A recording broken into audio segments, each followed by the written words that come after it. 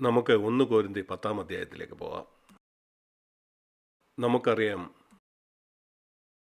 കൊരിന്ത്യയിലുള്ള മിക്ക ക്രിസ്ത്യാനികളും ജഡികരായിരുന്നു എന്ന്. അവർക്ക് പൗലോസ് കൊടുക്കുന്ന മുന്നറിയിപ്പായിരുന്നു ഇത്. അത് പഴയ നിയമത്തിലെ ഇസ്രായേൽ മക്കളുടെ ജീവിതത്തിൽ നിന്നുള്ളൊരു മുന്നറിയിപ്പാണ്. വാഗ്ദത്ത നാട്ടിൽ പ്രവേശിക്കാൻ കഴിയാതിരുന്നവരെ പറ്റി. അവൻ 1 കൊരിന്ത്യർ 10 പറയുന്നു, ഇത് നിങ്ങൾ അറിയാതിരിക്കരുതെന്ന് ഞാൻ ആഗ്രഹിക്കുന്നു. നമുക്കതിങ്ങനെ വായിക്കാം. നമ്മുടെ പിതാക്കന്മാരെല്ലാവരും മേഘത്തിൻ കീഴിലായിരുന്നു, സമുദ്രത്തിൽ കൂടെ കടന്നു, അവർ സ്നാനമേറ്റ് മോശയോട് ചേർന്നു, എല്ലാവരും ഒരേ ആത്മീയ ആഹാരം തിന്നും, എല്ലാവരും ഒരേ ആത്മീയ പാനീയം കുടിച്ചു. അവരെ അനുഗമിച്ച ആത്മീയ പാറയിൽ നിന്നല്ല അവർ കുടിച്ചത്.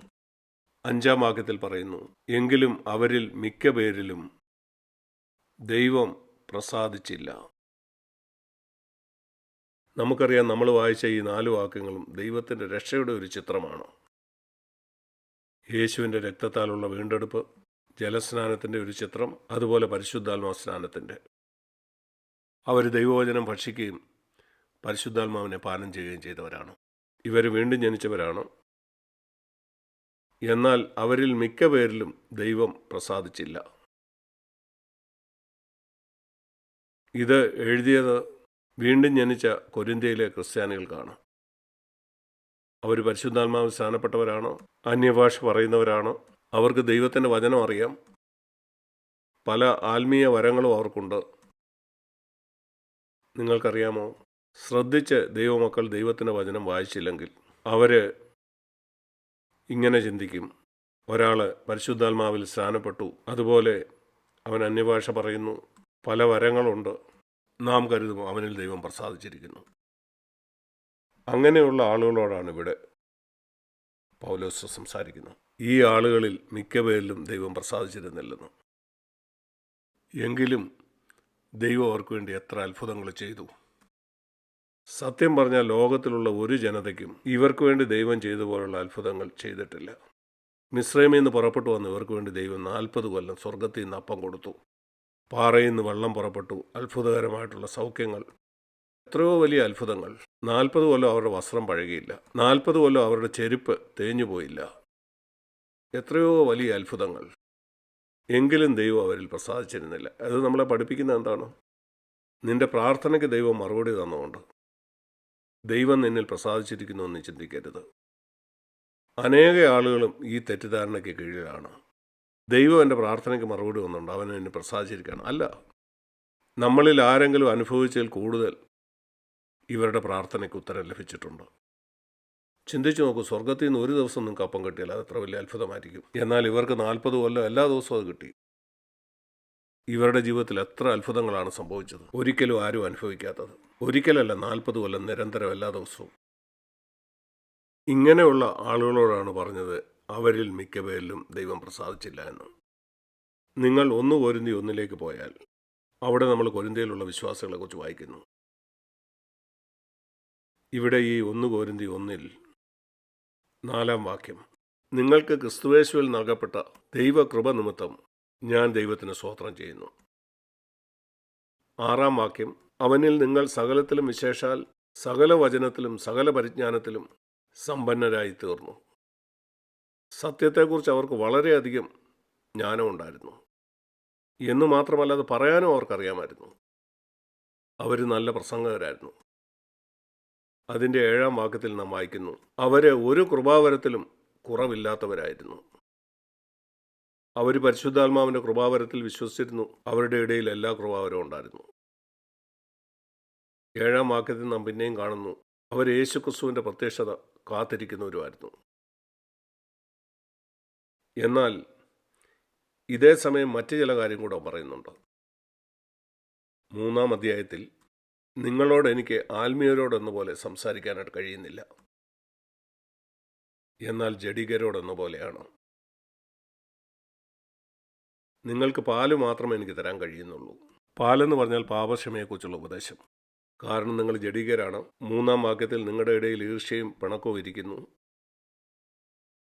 ഇന്ന് കൊരിന്ത്യ സഭയോട് ഏറ്റവും അടുത്ത് നിൽക്കുന്ന സഭ പെന്തക്കോസ്ത് സഭകളാണ്. കാരണം അവർക്ക് പരിശുദ്ധാത്മാവിൻ്റെ വരങ്ങളുണ്ട്, വചനജ്ഞാനവും അതുപോലെ പല കാര്യങ്ങളുമുണ്ട്. എന്നാൽ അവർ ജഡികരാണ്. ഞാൻ പറയട്ടെ, അനേക ക്രിസ്ത്യാനികളും ഇത് മനസ്സിലാക്കുന്നില്ല. ഈ പരിശുദ്ധാത്മാവിൻ്റെ വരം ഉപയോഗിക്കുന്നവർക്ക് തന്നെ അപ്പോൾ തന്നെ ജഡീകരും പ്രാകൃതരുമായിരിക്കാമെന്ന്. അതുപോലെ അവർ ശിശുക്കളാണ്. 1-ാം വാക്യത്തിൽ പറയുന്നു അവർ ശിശുക്കളാണെന്ന്. ആത്മീയ ശിശുവായിരിക്കുന്ന ഒരാൾക്ക് പരിശുദ്ധാത്മാവിൻ്റെ കൃപാവരങ്ങൾ ഉപയോഗിക്കാൻ കഴിയുമോ? കഴിയും. 1 കൊരിന്ത്യർ 10 ഇങ്ങനെയുള്ളവർക്ക് കൊടുക്കുന്ന മുന്നറിയിപ്പാണ്. അവൻ പറയാണ്, ഇത് നിങ്ങൾ അറിയാതിരിക്കരുതെന്ന് ഞാൻ ആഗ്രഹിക്കുന്നു. ആ പഴയ നിയമത്തിലെ മാതൃക എടുത്തുകൊണ്ട് കുഞ്ഞാടിൻ്റെ രക്തം തങ്ങളുടെ കട്ടളപ്പടിമേൽ പരട്ടിയവർ, അത് യേശുക്രിസ്തുവിൻ്റെ രക്തത്തിൻ്റെ അടയാളമാണ്. അവരാ ചെങ്കടലിൽ കൂടെ കടന്നത് അത് ചൂണ്ടിക്കാണിക്കുന്ന ജലസ്നാനത്തെയാണ്.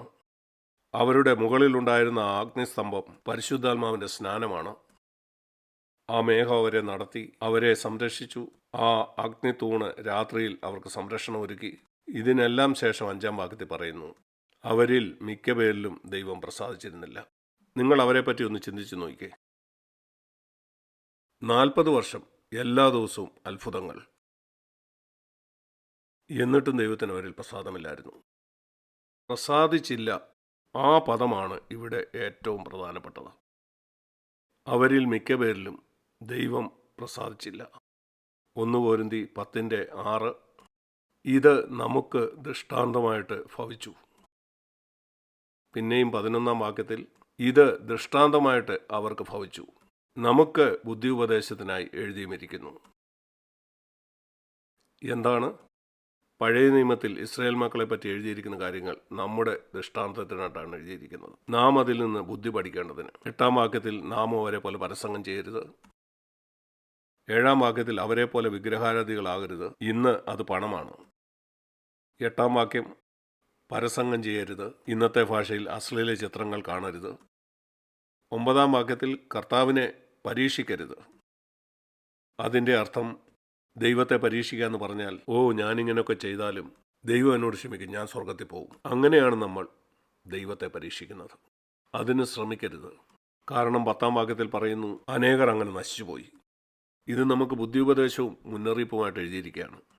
ആകയാൽ 12-ാം വാക്യത്തിൽ ആരെങ്കിലും നിൽക്കുന്നുവെന്ന് തോന്നുമെങ്കിൽ അവർ വളരെ ശ്രദ്ധിക്കണം. നീയും വീണുപോകാനായിട്ട് സാധ്യതയുണ്ട്. നിങ്ങൾക്ക് ജയിക്കാൻ കഴിയാത്ത ഒരു പരീക്ഷയും നിങ്ങളുടെ ജീവിതത്തിൽ ദൈവം അനുവദിക്കുകയില്ല. നമ്മുടെ ജീവിതത്തിൽ വരാനായിട്ട് ദൈവം അനുവദിക്കുന്ന എല്ലാ പരീക്ഷകളും നമുക്ക് ജയിക്കാൻ കഴിയും. കാരണം ആ പരീക്ഷയുടെ കാഠിന്യം നിങ്ങളുടെ ആത്മീയ നിലവാരം അനുസരിച്ച് മാത്രമേ ദൈവം നിങ്ങളുടെ ജീവിതത്തിൽ അനുവദിക്കൂ. എന്നെ ദൈവം പരീക്ഷിക്കുന്ന ആ അളവിൽ ദൈവം ഒരിക്കലും നിങ്ങളെ പരീക്ഷിക്കുകയില്ല. ഇന്നെന്നെ ദൈവം പരീക്ഷിക്കുന്നത് പോലെ ഒരിക്കലും ദൈവം എന്നെ 50 കൊല്ലം മുമ്പ് പരീക്ഷിക്കാനായിട്ട് പിശാചിനെ ദൈവം അനുവദിക്കുമായിരുന്നില്ല. കാരണം അന്നെന്നെ അങ്ങനെ പരീക്ഷിച്ചിരുന്നെങ്കിൽ ഞാൻ തോറ്റുപോകുമായിരുന്നു. അത് ഇതുപോലാണ്. 1-ാം ക്ലാസ്സിൽ പഠിക്കുന്ന ഒരു കുട്ടിക്ക് 10-ാം ക്ലാസ്സിലെ ക്വസ്റ്റ്യൻ പേപ്പർ കൊടുക്കുകയില്ല. ദൈവം അങ്ങനെ ചെയ്യത്തില്ല. ഒരു ടീച്ചറും അങ്ങനെ ചെയ്യത്തില്ല. ദൈവവും അങ്ങനെ ചെയ്യത്തില്ല. നിനക്ക് വരുന്ന പരീക്ഷ നിന്റെ നിലവാരം അനുസരിച്ച് മാത്രമേ ദൈവം തരൂ. ആ കാര്യം ഉറപ്പാണ്. നിങ്ങൾക്ക് തരുന്ന ചോദ്യപേപ്പർ അത് നിങ്ങൾ പഠിക്കുന്ന ക്ലാസ്സിൻ്റെ വെളിയിലുള്ള മറ്റൊരു സ്റ്റാൻഡേർഡിലെ ചോദ്യമായിരിക്കില്ലെന്ന് ഉറപ്പാണ്. ഒരുപക്ഷെ നിങ്ങളെ പഠിപ്പിച്ച കാര്യം നിങ്ങൾ പഠിക്കാതെ ഇരിക്കുന്നെങ്കിൽ 1-ാം ക്ലാസ്സിൽ തന്നെ ഒരാൾക്ക് തോക്കാൻ കഴിയും. എന്നാൽ ദൈവം നിങ്ങളെ പരീക്ഷിക്കാൻ അനുവദിക്കുമ്പോൾ നിങ്ങൾക്ക് ജയിക്കാൻ കഴിയാത്ത ഒരു ചോദ്യവും നിങ്ങളുടെ ചോദ്യപേപ്പറിൽ ഉണ്ടാകില്ല എന്നുള്ളത് നിശ്ചയമാണ്. മറ്റൊരു വാക്കിൽ, നിങ്ങൾ കടന്നു പോകുന്ന എല്ലാ പരീക്ഷയിലും നിങ്ങൾക്ക് 100% മാർക്ക് വാങ്ങാൻ കഴിയും. അത് നിശ്ചയമാണ്. ഒരിക്കലും നിങ്ങൾ ഇങ്ങനെ പറയരുത്, എനിക്ക് ധാരാളം കത്തുകൾ ലഭിക്കാറുണ്ട്, ഇതെനിക്ക് സഹിക്കാൻ കഴിയുന്നതിനപ്പുറത്താണ്. അല്ലെങ്കിൽ ഞാൻ കടന്നു പോകുന്ന ഈ സാഹചര്യം എൻ്റെ വീട്ടിൽ എൻ്റെ ഭാര്യയോടുള്ള ബന്ധത്തിൽ, അല്ലെങ്കിൽ ഭർത്താവിനോടോ ബന്ധുക്കളോടോ ഉള്ള ബന്ധത്തിൽ, എൻ്റെ മേലധികാരി, നിങ്ങൾ ആ പറയുന്ന സമയത്ത് നിങ്ങൾ ദൈവത്തെപ്പറ്റി പറയുന്നത് അവൻ അവിശ്വസ്തനാണെന്നാണ്. 13-ാം വാക്യത്തിൽ ദൈവം വിശ്വസ്തനാണെന്നാണ് പറയുന്നത്. അവൻ നിങ്ങൾക്ക് കഴിയുന്നതിന് മീതെ നിങ്ങളെ പരീക്ഷിക്കുകയില്ല. ഞാൻ ചോദിക്കട്ടെ, ഇവിടെ ഇരിക്കുന്ന ആരെങ്കിലും ഇപ്രകാരം പറയുന്നവരാണോ? ഞാൻ സഹിക്കുന്ന ഈ കാര്യം എൻ്റെ പരിധിക്കപ്പുറത്താണ്. സത്യമായിട്ടും അപ്പം നിങ്ങൾ സത്യത്തെ പറയുന്ന ദൈവം അവിശ്വസ്തനാണെന്നാണ്. ശരിക്കും അങ്ങനെയാണോ? അതോ ദൈവവചനമാണോ നിങ്ങൾ വിശ്വസിക്കുന്ന? ദൈവം ഒരിക്കലും നിങ്ങൾക്ക് കഴിയുന്നതിന് മീതെ പരീക്ഷ നേരിടുവാൻ സമ്മതിക്കയില്ല. എന്നാൽ നീ പറയും, ഞാൻ കടന്നു പോകുന്ന സാഹചര്യം എത്ര ഭയാനകമാണ്. എങ്കിൽ ദൈവം നിന്നെ വളരെയധികം വിശ്വസിക്കുന്നു. എങ്കിൽ നീ ചിന്തിച്ചതിനേക്കാൾ ഉയർന്ന ക്ലാസ്സിലാണ് നീ പഠിക്കുന്നത്. നീ ചിന്തിച്ചു നീ 5ാം ക്ലാസ്സിലെന്നാ, നീ 12ാം ക്ലാസ്സിലാണ്. നിനക്കതറിയാമോ?